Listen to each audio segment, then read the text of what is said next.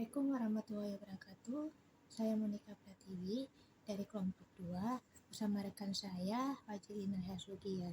Hari ini kami akan mempresentasikan atau menjelaskan tentang budaya organisasi pada mata kuliah Psikologi Industri dan Organisasi.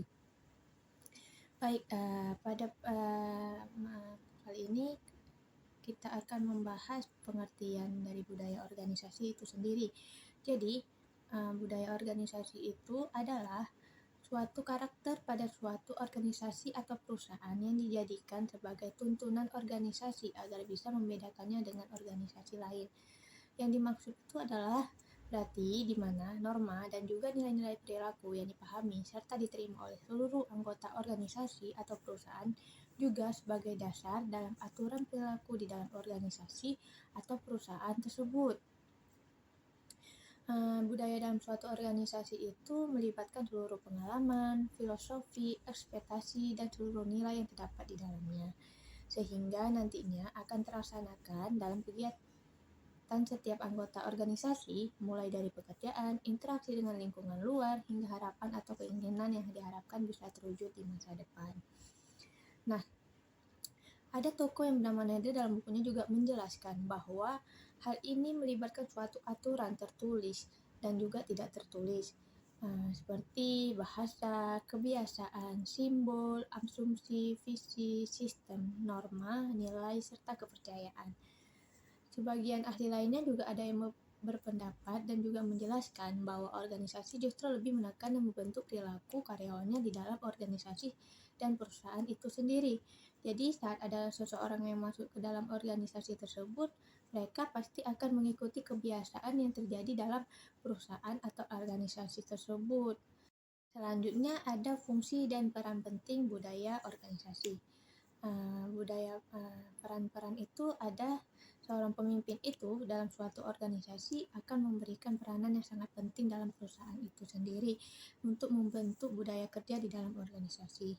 Nah, secara umumnya, fungsi dan peran penting budaya organisasi itu terbagi beberapa bagian. Yang pertama itu agar setiap karyawan memiliki rasa kepemilikan dan loyalitas terhadap perusahaan atau organisasi. Terus ada yang kedua sebagai alat untuk mengorganisasikan setiap anggotanya. Yang selanjutnya menambah kekuatan nilai suatu organisasi. Selanjutnya juga ada sebagai mekanisme dalam mengontrol perilaku karyawan dalam lingkungan pekerjaan. Nah, selanjutnya meningkatkan performa kerja karyawan, baik itu dalam jangka yang pendek maupun jangka yang panjang. Terus juga sebagai alat untuk menentukan arah. Yang dimaksud ini dijelaskan maksudnya adalah mana yang bisa dilakukan atau yang tidak bisa untuk dilakukan dalam organisasi tersebut.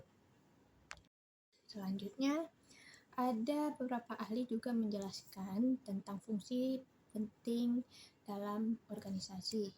Yang pertama itu ada Ndraha. Nah, dalam si Ndraha ini dalam bukunya, budaya organisasi ini berfungsi sebagai identitas secara citra dari suatu masyarakat untuk mampu mengikat masyarakat tersebut. Budaya ini juga berfungsi sebagai sumber daya, kekuatan penggerak, meningkatkan nilai lebih pada perusahaan, panduan pola perilaku juga pada perusahaan, terus warisan, pengganti, formalisasi, mekanisme atau pertahanan terhadap adaptasi perubahan, dan proses yang menjadikan suatu perusahaan itu terbentuk sebagai national state. Nah, yang kedua itu ada Robbins. Robbins ini juga menjelaskan kalau organisasi itu berperan dalam menetapkan batas identitas untuk suatu anggota di dalam suatu organisasi atau suatu perusahaan yang memudahkan munculnya komitmen dan juga meningkatkan kemantapan dalam hal sistem sosial. Nah, yang ketiga itu ada Siagian. Nah, Siagian juga menjelaskan bahwa budaya ini memiliki peran dalam menentukan batas perilaku perilaku seseorang dalam organisasi, sehingga mewujudkan rasa memiliki untuk para anggotanya. Mewujudkan juga rasa komitmennya, juga meningkatkan ikatan kuat pada seluruh anggota, antar sesama anggota, karyawan, dan alat mengendali perilaku pada setiap organisasi. Jenis dan tipe budaya organisasi di sini ada dua. Yang pertama open and participatory culture, dan yang kedua ada closed and autocratic culture.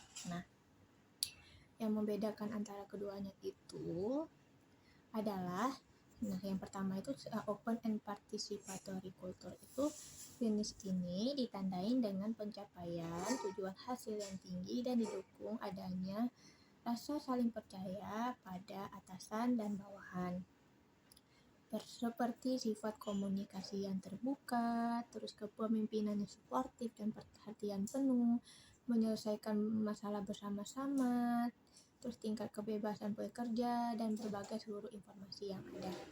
Yang kedua itu ada close and autocratic culture. Nah, jenis ini ditandai dengan adanya pencapaian tujuan pada hasil yang sangat tinggi, tapi pencapaian ini akan lebih dinyatakan dan dipaksakan di dalam organisasi dengan sifat kepemimpinan autokrasi yang kuat. Maksudnya itu, autokrasi itu adalah seorang pemimpin yang memiliki kendali penuh terhadap kebijakan dan prosedur perusahaan atau organisasi untuk memutuskan tujuan, mengarahkan, dan mengawasi tanpa ikut campur tangan bawahannya. Itu. Assalamualaikum warahmatullahi wabarakatuh. Perkenalkan, nama saya Pazri Inahyu Pahasugian dengan NPM 2009 110005. Nah, di sini saya akan melanjutkan presentasi teman saya tentang contoh budaya organisasi. Ada beberapa contoh budaya organisasi, yaitu yang pertama ada budaya administrasi. Nah, budaya administrasi ini sangat penting dalam perusahaan, karena di dalam perusahaan adanya surat menyurat, pencatatan keluar masuk barang, dan juga pendapatan gaji karyawan dan lain sebagainya. Hal ini guna untuk memperlancar performa perusahaan. Kedua ada kedisiplinan. Nah, kedisiplinan ini juga termasuk ke dalam budaya organisasi, karena karyawan di sini dituntut untuk mengerjakan pesanan pembeli tepat waktu dan datang ke kantor tepat waktu. Ketiga ada pembagian wewenang yang jelas. Nah, di suatu perusahaan pasti memiliki satu kata kunci keberhasilan, yang dimana kata kunci itu adalah membagi wewenang dengan tepat dan jelas, tidak asal-asal. Karena apabila melakukan penempatan wewenang yang tidak jelas dapat mengakibatkan karyawan menjadi kebingungan dan tidak tahu apa yang harus mereka lakukan di dalam suatu perusahaan itu.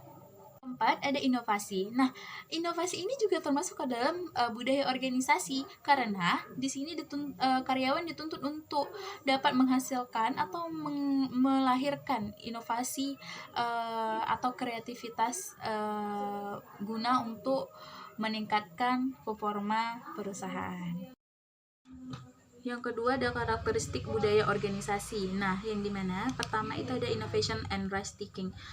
Inovasi dan juga pengambilan resiko adalah suatu tindakan yang akan dilakukan oleh perusahaan atau organisasi untuk memajukan perusahaan tersebut. Lalu yang kedua ada attention to detail, yang dimana di dalam suatu perusahaan harus memiliki perhatian lebih dalam berbagai hal. Yang dimaksud di sini adalah perusahaan atau organisasi sangat mengharapkan atau untuk anggotanya bekerja lebih teliti lagi, analisis, dan juga tepat pada target yang telah ditentukan.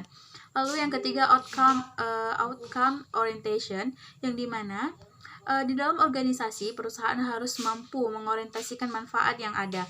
Artinya, di sini adalah pihak manajemen harus memiliki kemampuan mengorientasikan hasil dan juga manfaatnya, dan perusahaan tidak hanya fokus dalam memperoleh target yang telah ditentukan. Lalu yang keempat ada people orientation, yang dimana orientation pada anggota artinya pihak manajemen sangat memperhatikan adanya pengaruh ataupun manfaat dari suatu yang dihasilkan pada setiap anggotanya. Lalu yang kelima ada team orientation, yang dimana orientasi pada tim adalah suatu tindakan yang memprioritaskan kegiatan kerja dalam organisasi yang berbentuk tim, bukan saja secara individual. Lalu yang keenam ada agresif Venice, yaitu agresivitas merupakan suatu kondisi yang dimiliki setiap anggota yang cenderung lebih kompetitif dan juga agresif dalam melakukan pekerjaannya. Lalu ada yang ketujuh, ada stability, yaitu stabilitas artinya kondisi yang mana kegiatan organisasi tersebut akan lebih fokus dalam menjaga status quo sebagai lawan dari perkembangan. Terakhir ada kesimpulan. Nah, di sini hal ini dapat kita simpulkan bahwa budaya organisasi yang dijelaskan di atas sangat penting untuk diperhatikan oleh para pebisnis maupun karyawan yang baru saja diterima di perusahaan. Di dalam suatu perusahaan dapat menciptakan budaya yang baik dalam lingkungan kerja akan lebih memudahkan suatu perusahaan tersebut dalam mencapai target yang telah ditentukan bersama-sama. Dan di dalam suatu perusahaan wajib melakukan pencatatan yang baik dan tepat. Hal ini merupakan suatu budaya yang harus dilestarikan dalam keuangan yang sehat agar perusahaan tetap bertahan walaupun berada di kondisi apapun. Terima kasih. Sekian presentasi dari kelompok kami. Lebih dan kurang kami mohon maaf. Wabillahi taufiq wal hidayah. Assalamualaikum warahmatullahi wabarakatuh. Terima kasih.